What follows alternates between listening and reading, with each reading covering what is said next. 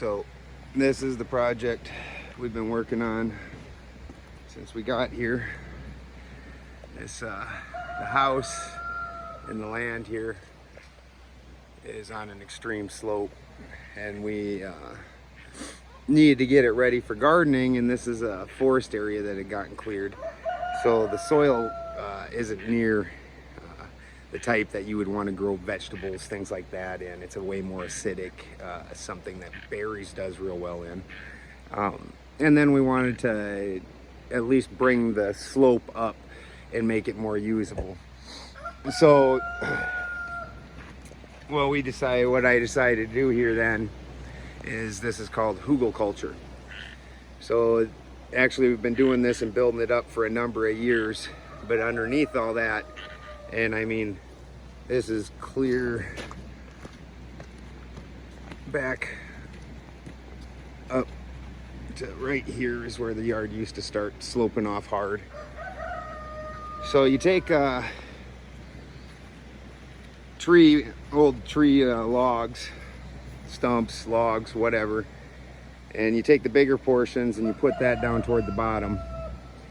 And what that's going to do is it's going to hold the moisture up, and that's going to become like a time release for your moisture and your nutrients, and just keep that up in the soil so it doesn't dry out so bad like it does here normally in California. We have a problem with that. Where I am, it's a lot moister, more moist, but it's still a problem. So this then keeps the water level up, keep something up there for them. Then you go back and you put on all these smaller branches, as you can see there on the top. You put these smaller branches down, and you come back and you fill it with manure, which dead trees and manure are two things I have in extreme abundance. Here you can see more what we started out with. And so we find a nice spot where it'll hold, start building off of it. Over here you can see in the back where we've had animals. See what a giant difference that is.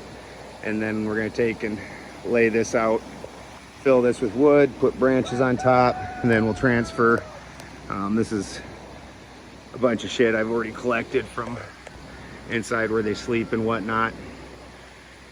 Take that, throw that down over top of all the branches. That gives it some space for some aeration, lets places for the roots to grow, for some oxygen pockets to sit and whatnot, while your top of your plant's breathing carbon dioxide. The bottom, your root structure, needs oxygen. So this keeps that real nice and aerated. I said we'll go back, fill this in with manure. Then we come in and we'll put a little layer of black dirt on top of it. And then the idea is as all this breaks down underneath it, it becomes more and more bioavailable, and it creates a real nice thick biome that we can work with. And also it's nice because then I can readjust the land that I'm wanting to work with. There's a few old gullies that are dry around here that if I fill them in this way, it'll create a real nice growing area. Obviously this right here is not one of them. But the dry, there's a few dead ones that I could fill in, make real nice growing areas.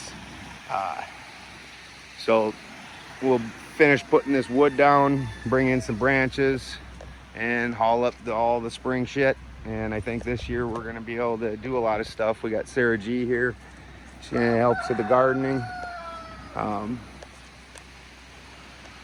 So this back area where I'm pulling this out of is pretty much ready. We've been hitting this with EM and getting it broken down and whatnot. Hi guys. So these guys are gonna get kicked out. There's only 3 left in here. This one over here she just had a baby this last fall. So, and this guy will get beat up by the other boys because it's springtime and they don't want no competition. They're on the corners, baby. So She's not, and she's also not anywhere near. In the spring, the boys will jump on top of anything. And she's a girl, they'll jump on top of her and it'll hurt her.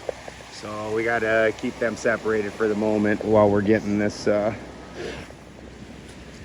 we'll get this prepared, and then by the time this is prepared, we should be able to get them out of there. So, oh, spring.